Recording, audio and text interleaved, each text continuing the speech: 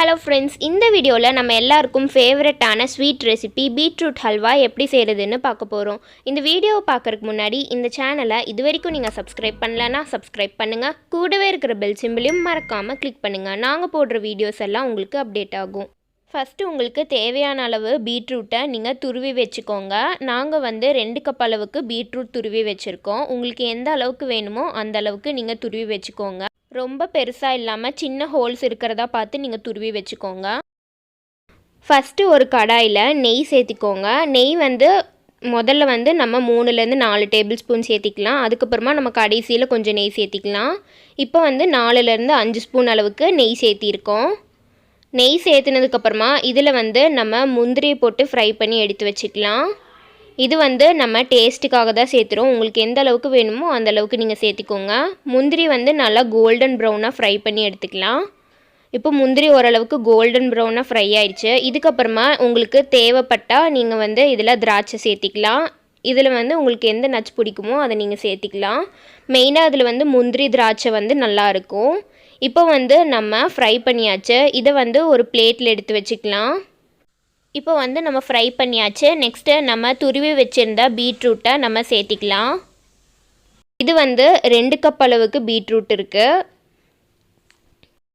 இப்போ இதை நம்ம நல்லா வேக வச்சுக்கலாம். இதை நம்ம தண்ணி ஊற்றி வேக வைக்க போகிறதில்ல. நம்ம அப்படியே வதக்குனாலே இது நல்லா வெந்துடும்.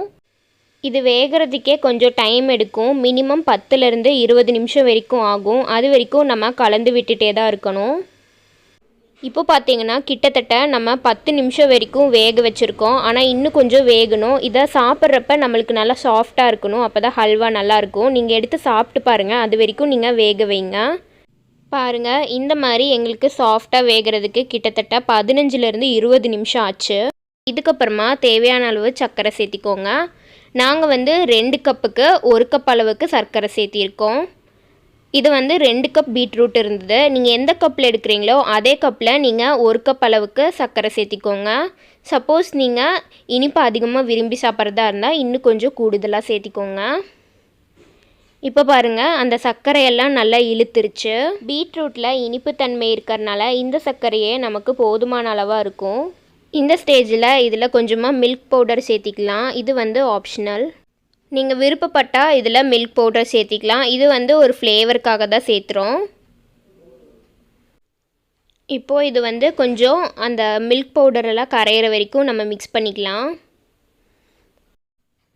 இப்போ நம்ம நல்லா கலந்து விட்டாச்சு. இதுக்கப்புறமா இதில் கொஞ்சமாக தேங்காய் சேர்த்த போகிறோம். தேங்காய் துருவல் ஒரு 2 டேபிள் ஸ்பூன் அளவுக்கு சேர்த்திக்கோங்க. இது நம்ம சாப்பிட்றப்போ அந்த தேங்காய் ஃப்ளேவரோடு வர்றப்போ இன்னும் கொஞ்சம் ஃப்ளேவர் கூட்டி கொடுக்கும். உங்களுக்கு தேங்காய் விருப்பம் இல்லை அப்படின்னா நீங்கள் இதை அவாய்ட் பண்ணிக்கலாம். இப்போது ஓரளவுக்கு நமக்கு ரெடி ஆயிடுச்சு. இதுக்கப்புறமா நம்ம இதில் நெய், அதுக்கப்புறமா முந்திரி எல்லாம் சேர்த்திக்கலாம். ஒரு 2லேருந்து 3 டேபிள் ஸ்பூன் அளவுக்கு நெய் சேர்த்திக்கோங்க. சேர்த்திட்டு நம்ம ஃபஸ்ட்டே ஃப்ரை பண்ணி வச்சுருந்த முந்திரி திராட்சையெல்லாம் நம்ம சேர்த்திட்டு நல்லா கலந்து விட்டுக்கலாம். இப்போ பார்த்தீங்கன்னா உங்களுக்கு நல்லா அல்வா பதம் வந்திருக்கும். நம்ம நெய் சேர்த்துனோடனே அந்த அல்வா பதம் உங்களுக்கு நல்லா தெரியும். கீழே நம்மளுக்கு எதுவுமே ஒட்டாது. பாருங்கள், இந்த மாதிரி கன்சிஸ்டன்சி வந்ததுக்கப்புறம் நம்மளுக்கு ஹல்வா ரெடி ஆயிரும். ஃபைனலாக நம்மளோட பீட்ரூட் ஹல்வா ஈஸியாக வீட்டிலே தயாராகிடுச்சு. நீங்களும் இந்த ரெசிப்பியை கண்டிப்பாக உங்கள் வீட்டில் ட்ரை பண்ணி பார்த்துட்டு ஃபீட்பேக்ஸை கமெண்ட்டில் ஷேர் பண்ணுங்கள். இந்த வீடியோ உங்களுக்கு பிடிச்சிருந்தா லைக் பண்ணுங்கள், ஷேர் பண்ணுங்கள், கமெண்ட் பண்ணுங்கள். மறக்காமல் சப்ஸ்கிரைப் பண்ணுங்கள். கூடவே இருக்கிற பெல் சிம்பிளையும் கிளிக் பண்ணுங்கள். தேங்க்யூ.